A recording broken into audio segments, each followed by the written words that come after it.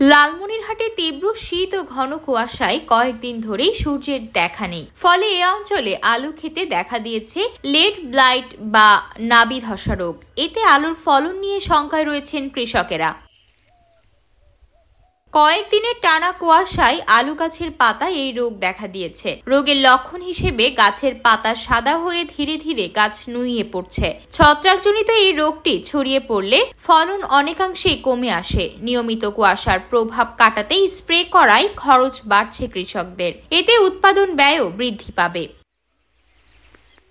কৃষকেরা জানিয়েছেন, এসব কারণে চলতি বছর আলুর উৎপাদন লক্ষ্যমাত্রা পূরণ করা কঠিন হয়ে পড়তে পারে। তাদের দাবি, কোনো ওষুধেই কাজ হচ্ছে না, গাছ মরে যাচ্ছে। আলুর অবস্থা আসলেই খুব একটা ভালো না। খুব শীতের কারণে আলু পচানি ধরছে, গাছ কোকড়া লেগে যাচ্ছে। ওষুধ দিচ্ছি কিন্তু তারপর কোনো কাজ হচ্ছে না। কুয়াশা মানে কোকড়া লাগতেছে এবং ঘন ঘন স্প্রে করতেছে, স্প্রে করিও কাজ হচ্ছে না এবং পাতা পচে যাইতেছে এবং ফলন ভালোভাবে হবে না হবে কোনো নির্ধারণ নাই। আলু হইলে খুব অবস্থা খারাপ, হইলে শীত পরে হারে অবস্থা খারাপ।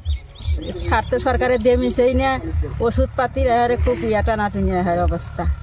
এদিকে আলুর রোগ প্রতিরোধে চাষিদের পরিমিত মাত্রায় ওষুধ স্প্রে করার পরামর্শ দিয়েছে কৃষি বিভাগ। শীতের প্রকোপটা দিন দিন বৃদ্ধি পাচ্ছে। এর ফলে বিভিন্ন ধরনের ফসল, বিশেষ করে আমাদের আলুতে নাবি ধসার রোগটা একটু দেখা যাচ্ছে।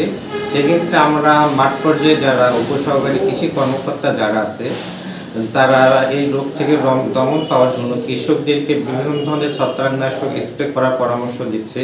আমরা উপজেলা পর্যায়ে যারা বিভিন্ন ধরনের কর্মকর্তা আছে, তারাও বিভিন্ন মাঠ পর্যায়ে পরিদর্শন করে আমরাও সরাসরি কৃষকদের এই ছত্রাকনাশক প্রয়োগের পরামর্শ দিচ্ছি এবং আমরা লিফলেট বিতরণের ব্যবস্থা অলরেডি গ্রহণ করেছি। আমরা লিফলেটের বিতরণের ব্যবস্থা করছি এবং আশা করা যায় যে আমাদের এখন পর্যন্ত আমাদের এই রোগটা আমাদের নিয়ন্ত্রণে আছে।